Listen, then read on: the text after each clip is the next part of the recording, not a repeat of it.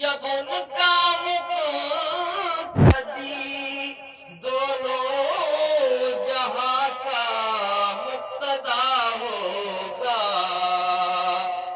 جب ان کا مقتدی دونوں جہاں کا مقتدا ہوگا، تصور کیجئے صدیق کا کیا مرتبہ سبحان اللہ سبحان اللہ. تصور کیجئے صدیق کا کیا مرتبہ ہوگا. اور یہ حشر کا میدان ہوگا جب ہر جان نفسی نفسی پکارتی ہوگی. ایسے وقت میں سب کی نگاہیں رحمت للعالمین کی رحمت کی طرف ہوں گی، چاہے وہ انبیاء و مرسلین ہوں یا ان کی امتیں ہوں، سب نفسی نفسی میں پڑے ہوں گے.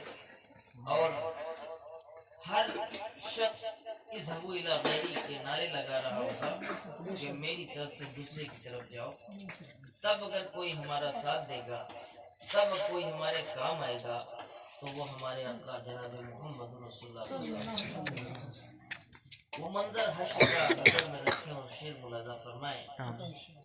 وہ عالم ہائے وہ عالم جہنم جانے والے کا،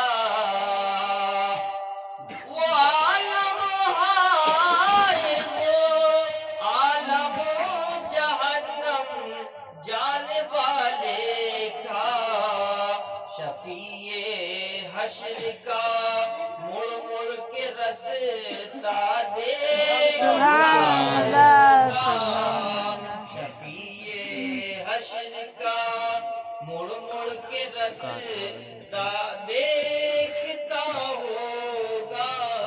درود پاک پڑھیں. اللهم صل على سيدنا مولانا محمد بارك وسلم.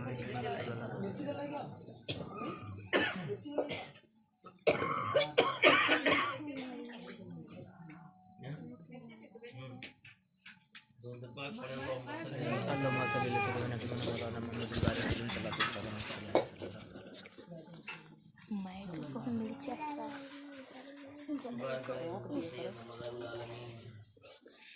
وहाँ पकड़ तुम ना पकड़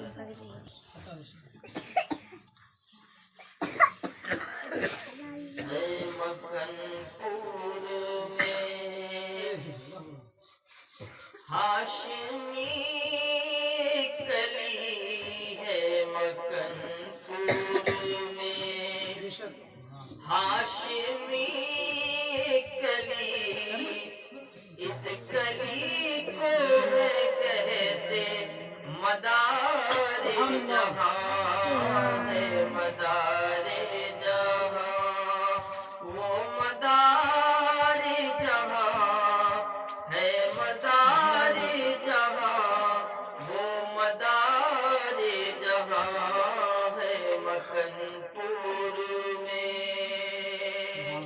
بند بطور خاص ملاحظہ فرمائیں.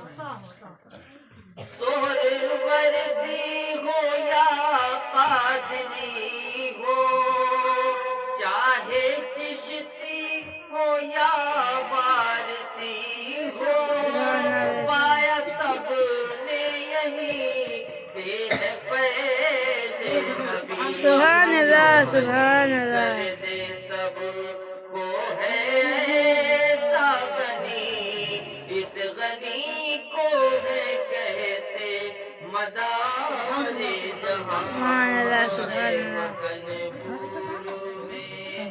ہاشمی کلی اس کلی کو ہے کہتے مدار جہاں ہے مکن پور میں. اور ایک شعر تاریخ کے حوالے سے پیش کر رہا ہوں کہ حضور سیدنا غوث اعظم محبوب سبحانی رضی اللہ تعالیٰ عنہ کی حقیقی بہن بی بی نصیبہ، ان کا بڑا مشہور واقعہ. وہ واقعہ یہ کہ یہ لابلد تھی، ان کے کوئی اولاد نہیں تھی، اور اپنے بھائی کی بارگاہ میں پہنچ کر معروضہ پیش کیا، التجا کی کہ حضور آپ کی بارگاہ میں سبھی لوگ آتے ہیں خالی دامن اور بھر کر دامن لے جاتے ہیں، کیا میری قسمت میں اولاد نہیں ہے؟ تو حضور غوث اعظم محبوب سبحانی شیخ عبد القادر جیلانی رضی اللہ تعالیٰ عنہ ارشاد فرماتے ہیں، بی بی نصیبہ بے شک تمہاری قسمت میں اولاد ہے، لیکن یہ حصہ اللہ نے بدیع الدین قطب المدار کو عطا کیا ہے۔ جب وہ آئیں گے تو ان سے دعا کی درخواست کے لیے کہنا، انشاءاللہ اللہ تم کو صاحب اولاد فرمائے گا۔ بی بی نصیبہ اس شخصیت کا بے صبری سے انتظار کرتی رہی، اور جب پتہ چلا کہ حضور سید بدیع الدین مدار بغداد کی سرزمین پر قیام پذیر ہیں تو آپ تھوڑی ہوئی چلی گئیں اور عرض کیا تو سید بدیع الدین رضا شاہ مدار رضی اللہ تعالیٰ عنہ نے کہا، اے بی بی نصیبہ ایک نہیں بلکہ اللہ تم کو 2 اولادیں عطا فرمائے گا، 2 اولاد عطا فرمائے گا، بشرط یہ کہ تم کو ایک بیٹا مجھے دینا پڑے گا جو میرے ساتھ دین کی خدمت کے لیے جائے گا، اور ایک کو اپنے پاس رکھنا۔ بی بی نصیبہ بخوشی راضی ہوئی اور کہنے لگی کہ مجھے یہ آپ کی عہد پیما منظور ہے۔ سید بدیع الدین ان کے حق میں دعا کرتے ہیں اور وہاں سے کوچ کرتے ہیں، مدینہ منورہ کا سفر کرتے ہیں۔ پھر 2 سال کے بعد تاریخ بتاتی ہے اب بغداد پہنچتے ہیں تو پتہ چلتا ہے کہ بی بی نصیبہ کے یہاں ایک نہیں 2 بچے پیدا ہوئے۔ بی بی نصیبہ کو ماں کی محبت جو ہوتی ہے وہ عجیب و غریب ہوتی ہے۔ بچوں کی محبت نے بی بی نصیبہ کو اس درجہ موم کر دیا کہ وہ سید بدیع الدین کے پاس آ کر کہتی ہیں، حضور میرے 2 بیٹے ہوئے تھے، بڑا بیٹا میرا چھت سے گر کے ختم ہو چکا ہے، ایک ہی بیٹا ہے، آپ چاہے لے لیں چاہے مجھے عطا کر دیں۔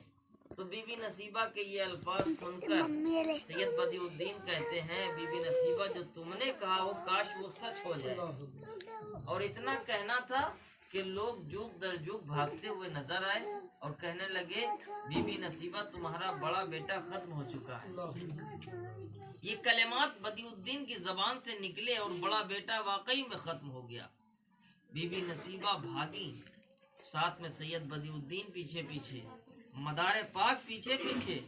جب گئے نبض دیکھی، جان جسم ٹھنڈا ہو چکا تھا، سانس رک چکی تھی، اب کوئی چارہ نہیں تھا کہ یہ دنیا میں زندگی گزارے۔ بی بی نصیبہ آپ کے پیروں کو پکڑ کر رونے لگتی ہیں، کہتی ہیں، حضور مجھے ماں کی ممتا نے